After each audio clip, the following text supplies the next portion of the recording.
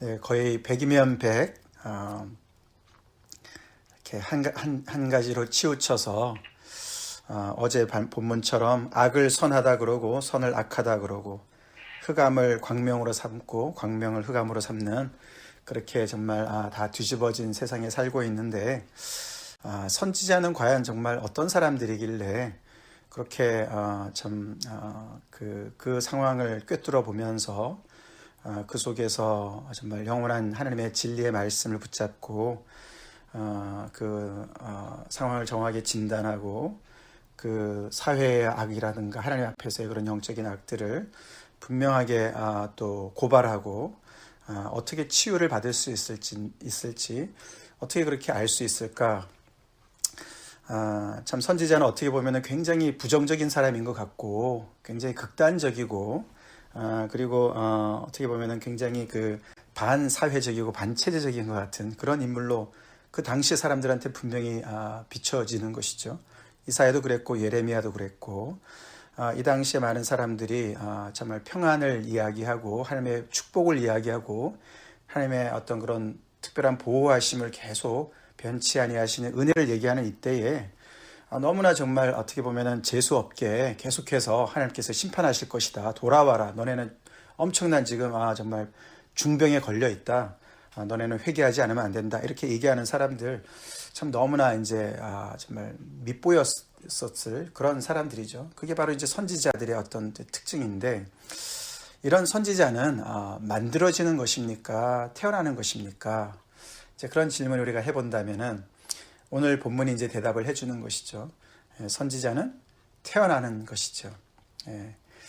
하나님과 정말 특별한 그런 인카운터, 만남이 있었고 그 만남 때문에 정말 드라마틱하게 너무나 정말 철저하게 변화된 그래서 하나님의 마음을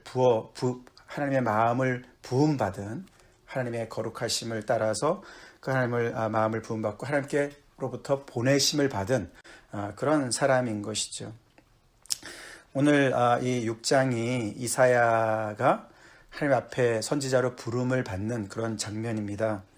대부분의 다른 선지서에서는 선지자가 하나님께 부름을 받는 장면이 맨 앞에 나오죠. 그래서 이 사람 본인이 하나님 앞에 이렇게 부름을 받아서 하나님으로부터 그런 사명을 받아서 이 말씀을 전한다. 이것이 내 말이 아니다.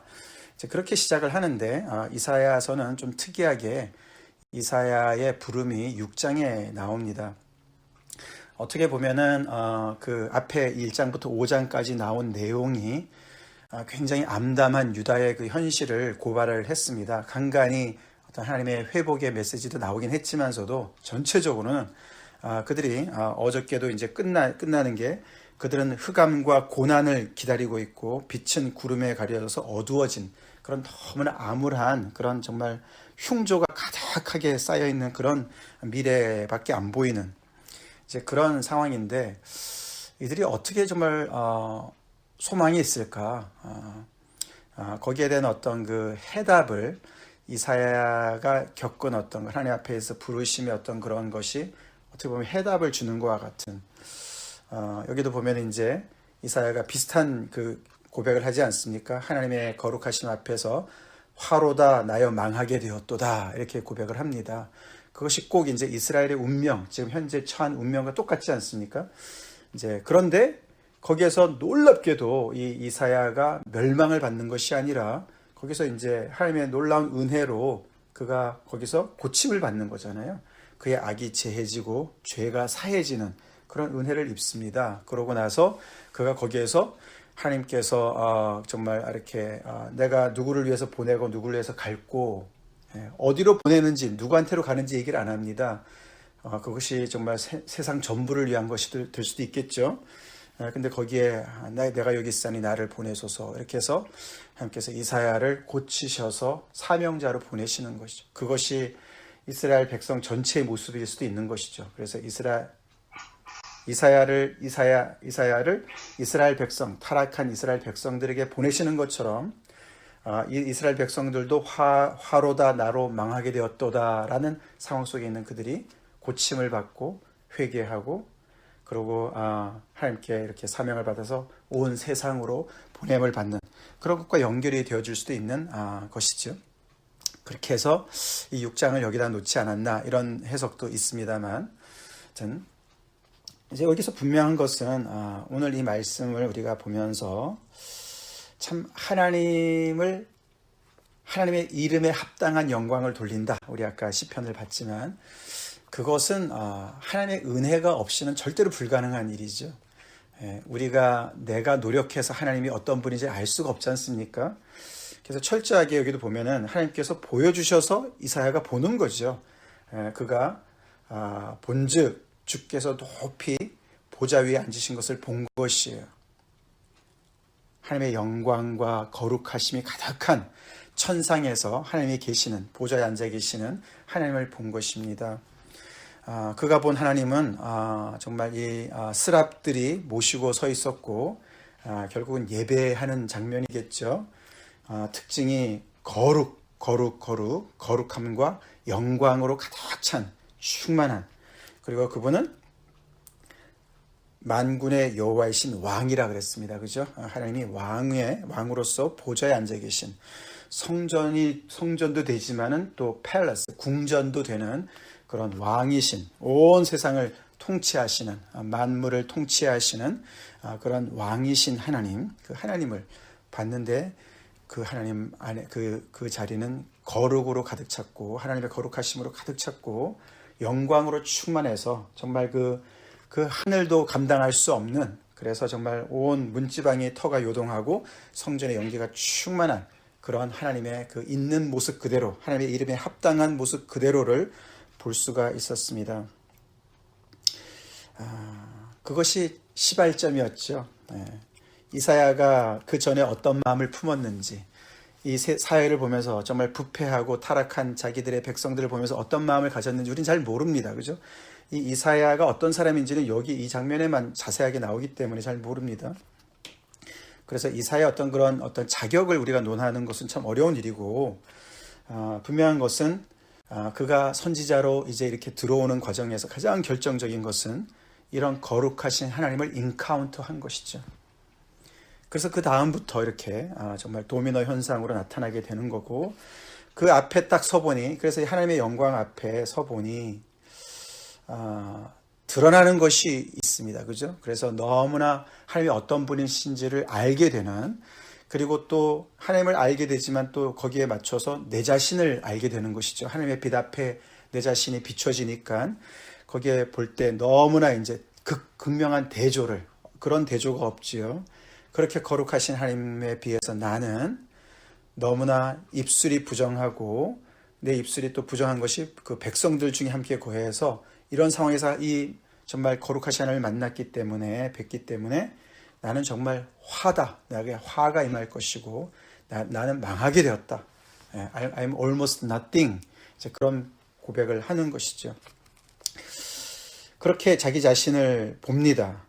그것이 하나님을 정말 인카운트한, 만난 사람들의 공통적인 고백이죠. 베드로도 그런 고백을 했고, 자, 그렇게 고백을 합니다. 그렇게 자기 자신을 제대로 보는 은혜가 있죠. 근데 그것은 너무나 이제 죽으리 많지 힘든 모습인 것이죠.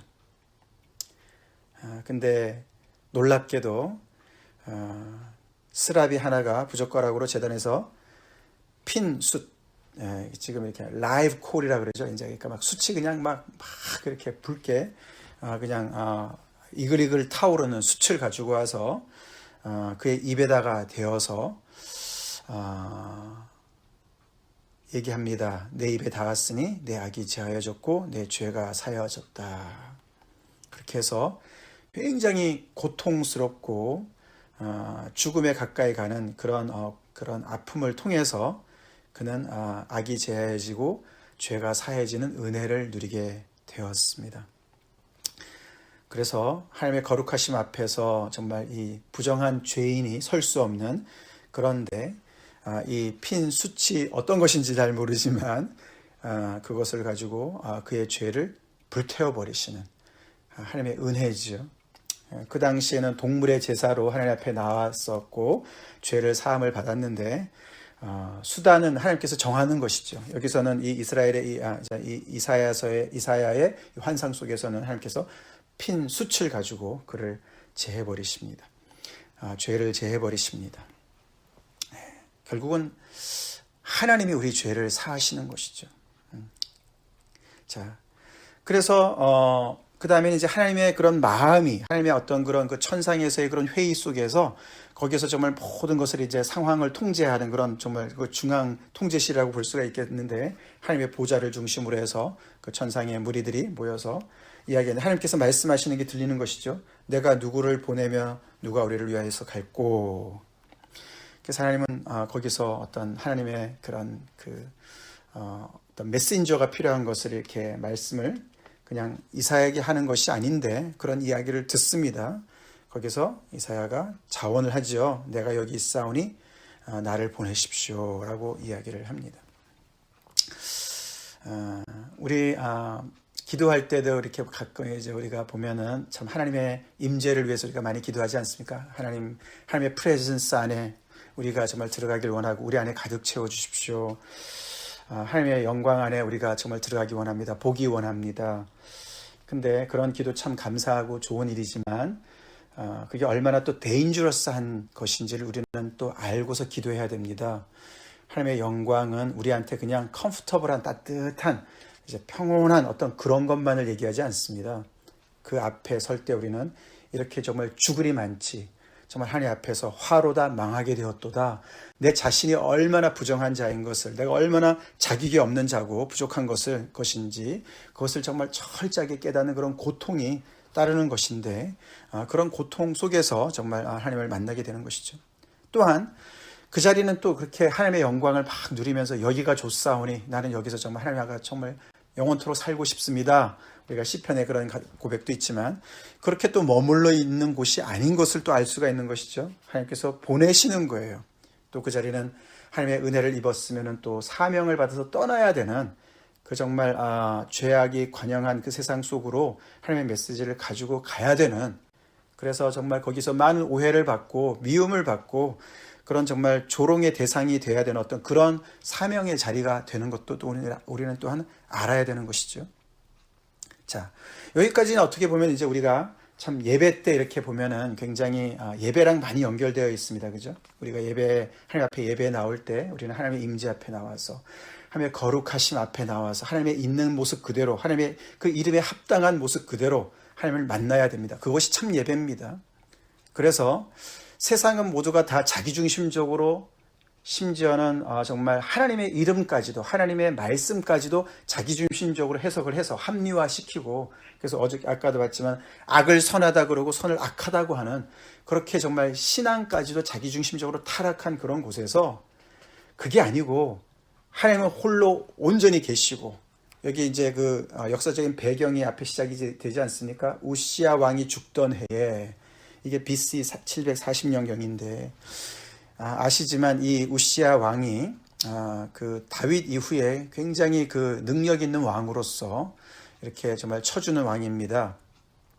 그 열왕기 하나 역대하를 보면은 굉장히 긍정적인 평가를 받습니다. 물론 그가 교만해져서 성전에서 예배를 드리다가 문둥병으로 이제 이렇게 정말 이렇게 하나님 앞에 그런 심판을 받지만은, 그는 그 나라를 굉장히 부강한 나라로 만든 그런 왕입니다. 그가 자그마치 52년 동안을, 16세에 등극을 해서 52년 동안을 그 나라를 통치했거든요. 그래서 굉장히 나라를 이제 정말 강하게 또 부유하게 만들었던 그런 왕이기 때문에, 이 왕이 이제 죽은 거지 않습니까? 이제 죽은 해에 본 거예요. 그러니까 정말 이 이스라엘 백성들이 이제 정말 그 나라가 국운이 기우는 그런 상황에 이제 있었던 것이죠. 그렇게 두려운 때에 그가 이제 이렇게 이 하나님을 이제 보좌를 이제 보게 된 거 아닙니까? 그래서 하나님은 정말 그런 현실과 상황과 정말 이렇게 상관없이 지금 현재는 너무나 정말 나라가 흉흉하고 정말 불안하고 그렇지만, 하나님은 항상 그 보좌에 앉으셔서 왕으로서, 하나님으로서, 이 백성의 정말 통치자로서 그 영원히 거기서 다스리고 계시는, 그 변치 아니하시는 하나님의 그 그 정말 그 위대하심을 보는 것, 그것이 예배지요. 우리의 정말 급변하는 모든 상황, 우리의 정말 불안한 상황, 우리가 의지했던 우시아 왕과 같은 그런 존재가 사라진 상황, 정말 이 코로나 바이러스로 인해서 우리가 의지했던 많은 그런 정말 우리를 서포트하는 모든 것들이 다 무너지는 그런 상황 속에서도 하나님은 거기에서 정말 좌정하고 계시고, 그 많은 정말 물 위에 좌정하고 계시는 그런 하나님을 대면하는 것이 예배의 자리죠. 근데 그 예배 자리에서 꼭 일어나야 되는 것은 그런 거룩하신 하나님 앞에 나의 죄악을 토설하는, 자복하고 회개하는 그런 시간이 꼭 필요한 것이고, 거기에서 우리가 하나님의 은혜로 우리가 정결함을 받는 역사가 나타나는 것이 예배의 자리고, 더 나아가서는 거기서 끝나는 것이 아니라 오늘 참 예배가 참 은혜로웠어 끝나는 것이 아니라 내가 여기 있나이다 나를 보내소서 하고 우리가 파송을 받는 하나님 앞에, 정말 그래서 우리가 이 하나님의 놀라우신 이 은혜와 그 정말 그 현실, 그것이 바로 현실이고 사실이죠. 그런 하나님의 그 진리를 가지고 정말 세상으로 우리가 이렇게 커미셔닝을 받는, 보냄을 받는, 그것이 참 예배의 자리죠. 자, 근데 거기 그렇게 끝나고 그가 나가서 그래서 정말 나를 보내셔서 그래서 하나님께서 보내시는데 그에게 들려주시는 메시지가 이게 좀 어려운 부분입니다. 많은 경우에 이제 여기 8절에서 끝나죠, 설교가. 근데 우리는 이제 그렇게 끝날 수가 없어요. 계속 매절 우리가 이렇게 성경을 커버하기 때문에 9절부터 13절이 굉장히 어려운 부분입니다. 하나님이 그렇게 해서 보내셔서 이사야가 가가지고 열심히 정말 전도하고 말씀을 전해가지고 그 사람들이 회개하고 돌아오게 해야 되는 게 맞지 않습니까? 근데 오히려 가만히 아까도 읽어봤지만 정반대의 이야기를 하시지요. 너의 사명은 가서 그 백성들이 돌아오지 못하도록 해라. 그들의 마음을 둔하게 만들고 그들의 귀를 막히게 만들고 그들의 눈이 감기게 해라. 그래서 그들이 봐도 귀로 들어도 마음으로 깨닫고 그렇게 못 깨닫게, 그래서 나한테 돌아와서 고침을 못 받도록 해라. 이렇게 말씀을 하시는 거예요. 그게 아무리 우리가 그것을 우리 나름대로 정말 그것을 순화시켜서 좋게 해석하려고 그래도요, 본문은 그렇게 얘기합니다. 그게 정말 우리가 이렇게 하나님의 임재 앞에 섰을 때에 하나님의 크심을 우리가 생각해 보게 되는 것이죠. 하나님은 만만한 분이 아니세요. 우리가 생각하는 대로 우리 입맛대로 우리가 원하는 대로 항상 우리한테 비유를 맞추시는 분이 절대로 아니십니다. 하나님은 하나님이십니다. 하나님이세요. 여기는 다분히 이 이스라엘 백성들의 그런 완악한 마음, 정말 고집세고 돌아서지 않는, 회개치 않는 그런 그들의 죄악도 있지만은 하나님의 강한 의지도 들어가 있는 거예요. 이걸 그래서 이사야가 너무 놀래가지고 하나님 그게 언제까지 그렇게 하시는 겁니까? 어느 때까지 그렇게 하실 겁니까? 어떻게 그게 가능한 일이고 그게 페어합니까? 너무나 그게 어떻게 그게 이해가 안 됩니다. 라고 얘기했지만 하나님은 이미 심판을 결정하신 것처럼 말씀하십니다. 언제까지냐면은 한마디로 그들이 처절하게 파멸할 때까지라고 얘기합니다. 여기 그루터기 얘기하고 10분의 1을 얘기하지만요, 그거는 망한 거를 얘기하는 거예요. 나무가 잘려버렸으면 끝나는 것이죠. 그루터기는 끝났다는 얘기를 하는 거예요. 이게 너무 이제 좀 이해가 안 되는 부분이죠. 근데 그것이 하나님의 엄유하신 뜻이라는 거예요. 오늘 이 본문은요, 소망을 얘기하기보다는, 소망은 뒤에 가서 정말 완전히 잿더미로 변한 곳에서 정말 불씨가 조금 보이긴 하지만 그것이 초점이 아닙니다. 그것이 초점이 아니고 하나님께서 이사야를 부르셔서 그에게 소명을 주셨는데 그 소명이 그가 감당해야 될 그 역사는 뭐냐면 그 백성들이 돌아오지 못하도록, 아니 도대체 어떻게 이런 사명이 있습니까? 근데 그래서 그들이 정말 완전히 성읍들이 황폐해지고 가옥에는 사람들이 없어지고 토지는 황폐해지고 멀리 사람들을 옮기셔가지고 황폐해져서 다 망할 때까지, 밤나무와 상수리나무가 다 배임을 당할 때까지, 그때까지다. 그때까지 너가 가서 열심히 전하지만 그들이 안 돌아올 것이다도 있지만 그들이 못 돌아오게 할 것이다 라고 이야기를 합니다. 그래서 우리는 우리가 믿는 하나님은요, 내 입맛에 맞는다고 내가 믿고 내 입맛에서 안 맞는다고 내가 정말 또 거부하고 그런 하나님은 성경의 하나님이 아닙니다. 예. 하나님 앞에 우리가 설 때 우리는 하나님을 이해하는 부분도 있지만 우리가 정말 이해할 수 없는 부분도 있는 것이에요. 그래서 하나님을 두려워해야 되고 하나님 앞에 우리는 무릎을 꿇어야 됩니다. 하나님의 은혜는요, 우리가 항상 원하면 항상 그 자리에 있는 우리가 당연시 여겨서 우리가 항상 우리한테 개런티되어 있는 것이 아닙니다. 아닙니다. 회개도 은혜입니다. 깨닫는 것이 은혜고요. 돌아서는 것도 은혜입니다. 믿습니까? 은혜예요. 하나님은 이들이 철저하게 파멸될 것을 이야기합니다. 그래서요, 여기 보면 둔감해지는 것, 우리의 영이 둔감해지는 것, 우리는 정말 무서워해야 됩니다. 무서워해야 됩니다. 그 둔감함이 나의 게으름과 나의 악함 때문에 둔감해질 수도 있지만요, 하나님께서 그렇게 하실 수도 있으세요. 그것이 어느 게 먼저인지 하나님의 이런 정말 이런 무서운 말씀 앞에 우리가 정말 우리가 논리적으로 따지기 어려운 부분도 많이 있지만, 그래서 우리는 이들이 이제 이렇게 하나님을 거부한 것으로 시작하지 않았습니까? 그래서 정말 이 이사야는 이렇게 하나님의 은혜로 핀 숯을 통해서 이렇게 정말 어떻게 보면은 정결함을 받고 하나님의 이제 소명을 따라서 이제 선지자까지 되었는데, 이 이스라엘 백성들은 정말 몇 세대가 지나서 몇백 년이 지나서 정말 다 고생을 해가지고 나중에 돌아오지 않습니까? 근데 이제 그래서 그런지 오늘 이 9절 10절 제일 어려운 이 부분이 이 사복음서에도 그대로 나오고요. 더 나아가서 사도행전에도 나옵니다. 그래서 예수님을 정말 하나님의 아들 예수님을 철저하게 거부한 그 유대인들, 그 유대인들이 정말 하나님을 거부한 것도 그렇게 정말 그들의 완악함도 얘기하지만 그것이 또 하나님의 플랜, 하나님의 어떤 의지, 계획이었다는 부분도 같이 들어가 있는 것을 우리는 보게 되는 것이에요. 그래서 이 초대교회에서는 이 이사야서 이 부분을 가지고 이 유대인들이 어떻게 이렇게 이 메시아를, 하나님의 아들 메시아를 이렇게 거부할 수 있을까? 그것을 이해하는 그런 정말 말씀으로 이렇게 이야기되죠. 자, 그렇기 때문에 우리 정말 그 말씀대로 은혜 받을 만한 때에 우리는 은혜를 받아야 됩니다. 네, 우리 입맛으로 하나님을 대해서는 안 됩니다. 우리가 믿는 하나님의 사이즈가 얼마나 큰가 생각해 봐야 됩니다.